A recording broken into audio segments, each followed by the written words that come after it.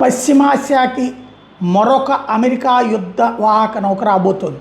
ఓ పక్కన అలెగ్జాండర్ని దెబ్బతీయడానికి అనేక ప్రయత్నాలు చేసి విఫలమైంది ఇరాను. తాజాగా విమానవాహక యుద్ధ నౌక యుఎస్ఎస్ ట్రిపోలి పశ్చిమాసియా వైపు కదిలినట్టు ఇప్పుడు ఉపగ్రహ ఛాయాచిత్రాలు కూడా చెప్తున్నాయి. ఆ నౌకలో 2200 మంది నావికాదళ సిబ్బంది ఉన్నారు.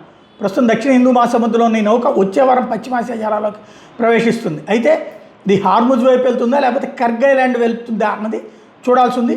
మోహరింపు గురించి అమెరికా ఎటువంటి ప్రకటన చేయలేదు. గురువారం ట్రంప్ మీడియాతో మాట్లాడుతూ తాము ఎక్కడ ఎటువంటి దళాలను మోహరించట్లేదన్నారు. ఒకవేళ మోహరించిన ఆ విషయం చెప్పనంటూ విలేకరులతో చమత్కరించారు. ఇరాన్ చర్యలతో ట్రంప్ సహనం కోల్పోయారని, ఆ దేశం మీద దాడులు మరింత తీవ్రం చేయడానికి చర్యలు తీసుకుంటున్నారంటూ అమెరికా భద్రతా దళ అధికారులు చెప్తున్నారు.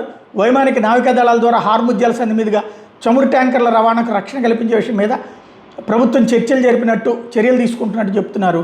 హార్ముజ్ రక్షణకు ముందుకు రావాలని ట్రంప్ మిత్రదేశాలను కోరితే ఇప్పుడు రాళ్ళు కూడా రంగంలోకి వస్తూ ఉంటున్నారు రేపు మాపు.